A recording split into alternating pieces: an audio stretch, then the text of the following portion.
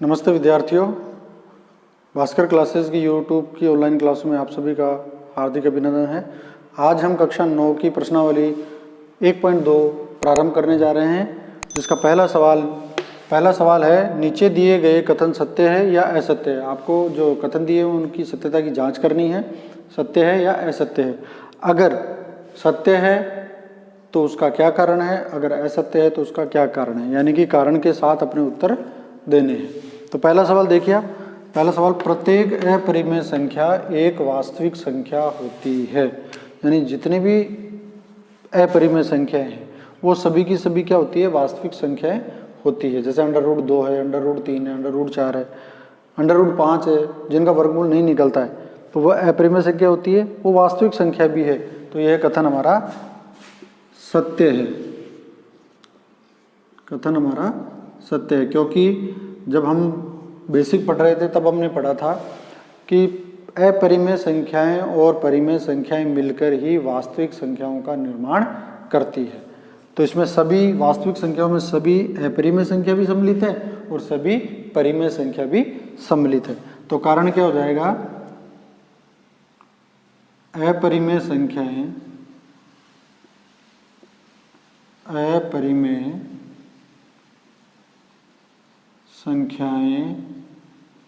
व परिमेय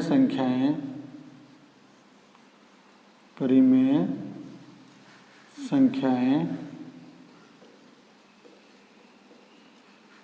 मिलकर वास्तविक संख्या कहलाती है, या वास्तविक संख्याएं कहलाती है।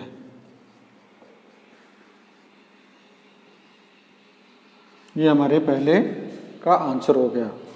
अब दूसरा क्वेश्चन है, संख्या रेखा का प्रत्येक बिंदु √m वर्गमूल m के रूप में का होता है, जहां m एक प्राकृत संख्या है। देखिए, जैसे मान लीजिए यहाँ ये एक संख्या रेखा है और प्राकृत संख्या मिले 1 2 3 4 5। अब यहाँ कह रहे हैं कि प्राकृतिक संख्या होनी चाहिए और जिसका वर्गमूल इस पे होना चाहिए। जैसे मान लीजिए मैं कह रहा हूँ कि √2, तो क्या संख्या रेखा पर यहाँ पे √2 कहीं है? 1 है, 2 है, 3 है, 4 है, 5 है, परंतु √2 इस संख्या रेखा पर हमें दिखाई नहीं दे रहा है। तो ये हमारा कथन क्या होगा, ये कथन हो जाएगा असत्य। और एक बात कि कोई भी ऋणात्मक संख्या है उसका वर्गमूल कभी भी प्राकृत संख्या नहीं हो सकती। आप ये भी लिख सकते हैं, कारण क्या लिखेंगे, किसी भी ऋणात्मक संख्या का वर्गमूल प्राकृत संख्या नहीं होता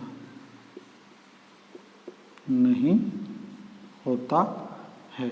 या फिर आप ये भी देख सकते हो कि √3 √2 इनको हम संख्या रेखा पर हमें दिखाई नहीं दे रहे हैं, तो इस प्रकार हम कह सकते हैं कि यह कथन हमारा असत्य है। अगला, प्रत्येक वास्तविक संख्या एक अपरिमेय संख्या होती है। क्या सभी वास्तविक संख्याएं परिमेय संख्या होती है? नहीं। तो यह कथन भी हमारा क्या है, असत्य।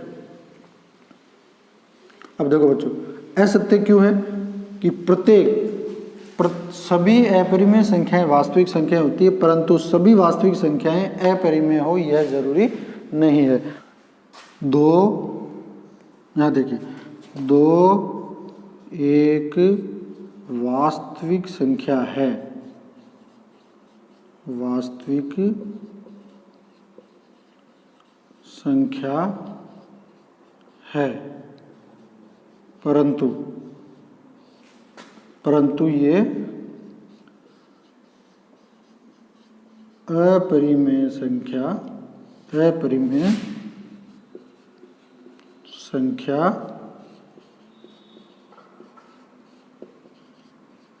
नहीं है।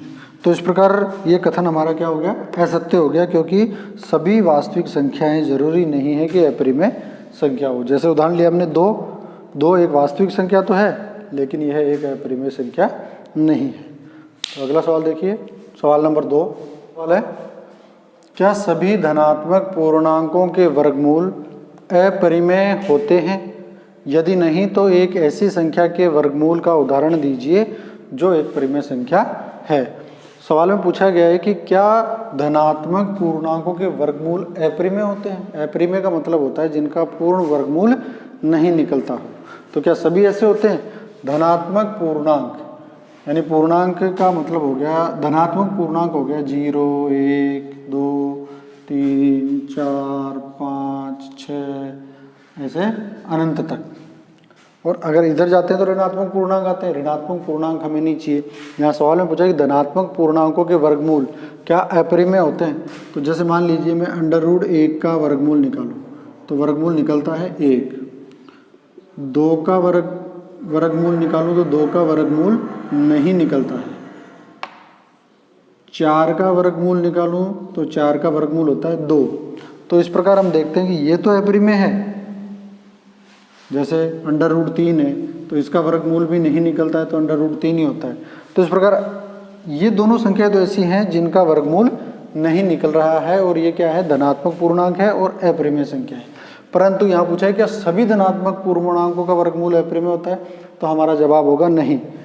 नहीं, क्योंकि देखिए 1 का वर्गमूल निकल रहा है 1 आ रहा है तो ये अपरिमेय नहीं है। 4 का वर्गमूल 2 होता है तो ये अपरिमेय नहीं है। इसी प्रकार 16 का वर्गमूल निकलता है 4 तो वो भी संख्या हमारी अपरिमेय नहीं है।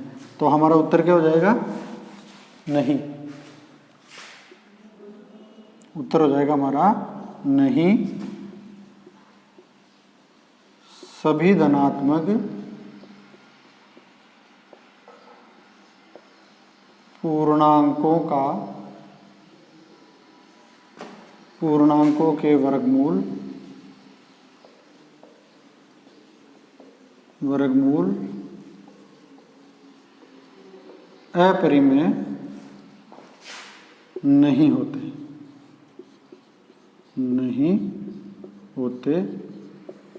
ठीक है बच्चों।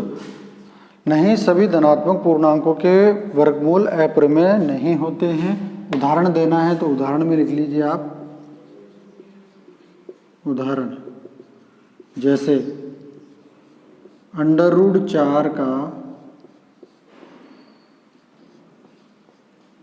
वर्गमूल 2 होता है जो एक परिमेय संख्या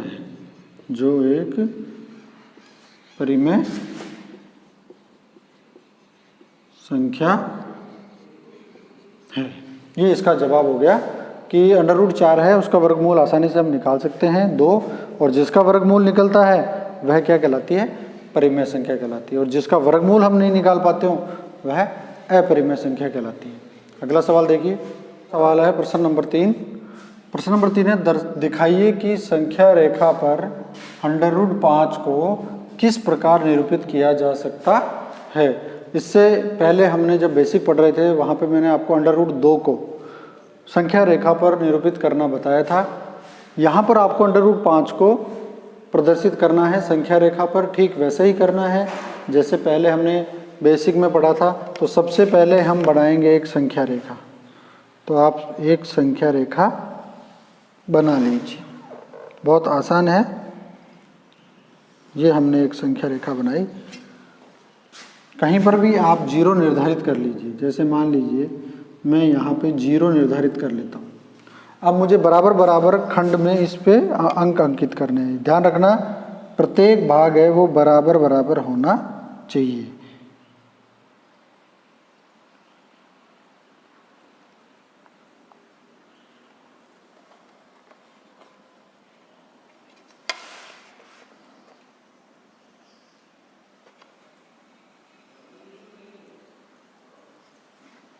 तो जैसे मान लीजिए मैंने यहाँ अंक निर्धारित किए बराबर बराबर खंड पे, ये 1, ये 2, 3, 4 ऐसे 5 अनंत तक। इधर भी आप माइनस में लिख सकते हैं परंतु हमें √5 को निर्धारित करना है तो हमने ये अंक लिखे।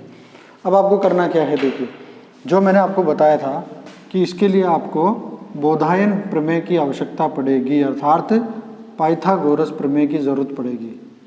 पाइथागोरस प्रमेय, बोधायन प्रमेय।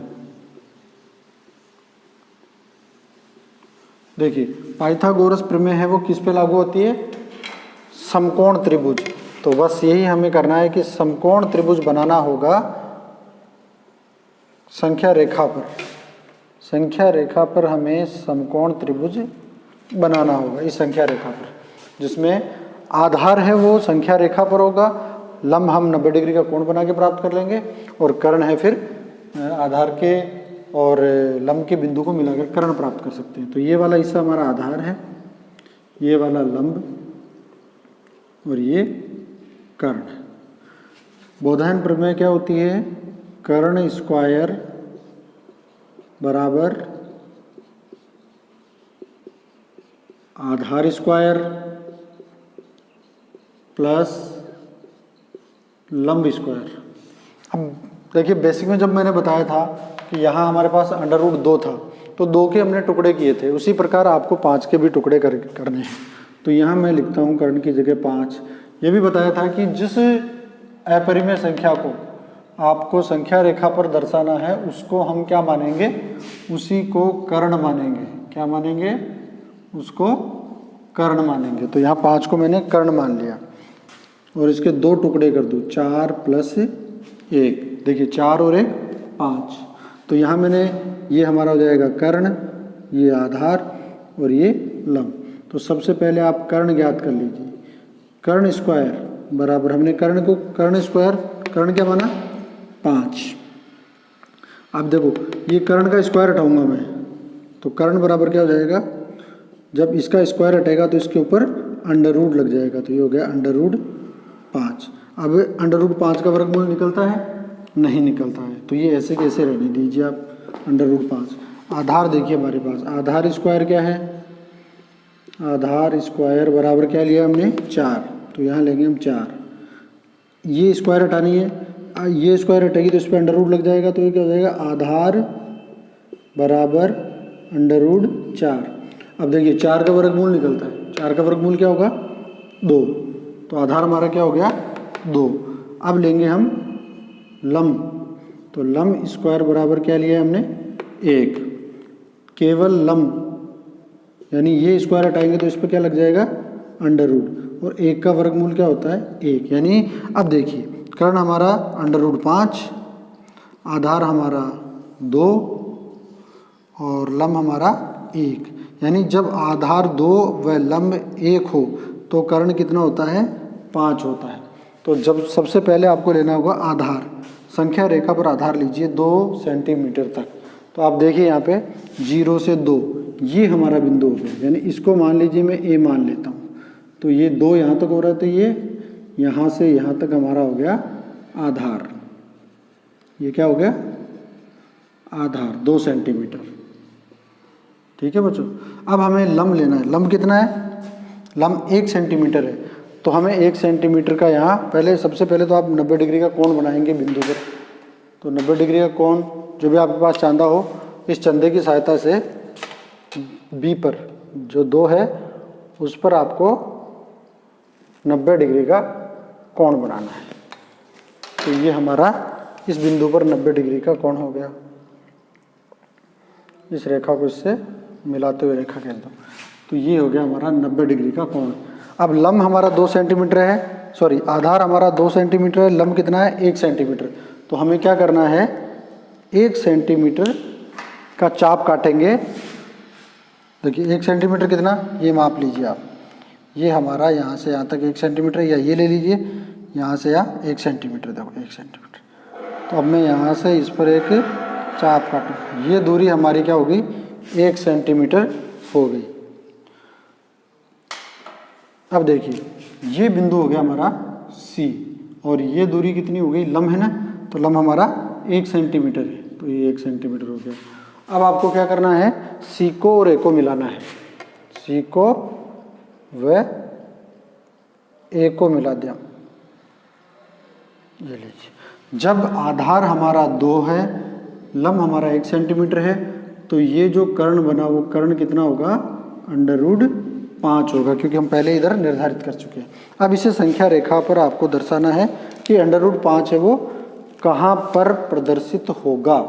तो बहुत इजी है, आपको इस कर्ण को मापना है, इस दूरी को आप माप लीजिए, यानी 1 को C से माप लीजिए, ठीक है। और इस बिंदु पर इधर एक चाप काट दीजिए आप। देखिए ये बिंदु यहाँ से इस तरह से आपको एक चाप काटना है। जहाँ पे ये चाप संख्या रेखा पर कटेगा, ये जो चाप है वो संख्या रेखा पर जहाँ कट रहा है वही आपका बिंदु क्या होगा। जैसे ये यहाँ कट रहा है तो ये बिंदु क्या हो जाएगा आपके √5। तो इस प्रकार हमने इसको संख्या रेखा पर प्रदर्शित कर दिया है। तो ये आपको समझ में आ गया होगा। क्वेश्चन नंबर 4 है इसका, उसमें आपको √2, √3, √4, √5 को संख्या रेखा पर प्रदर्शित करना है। तो जिस तरह से आपने √5 को प्रदर्शित करना सीखा, √2 को संख्या रेखा पर प्रदर्शित करना सीखा, उसका अभ्यास आप स्वयं करेंगे। तब तक के लिए अपना ख्याल रखिए। धन्यवाद।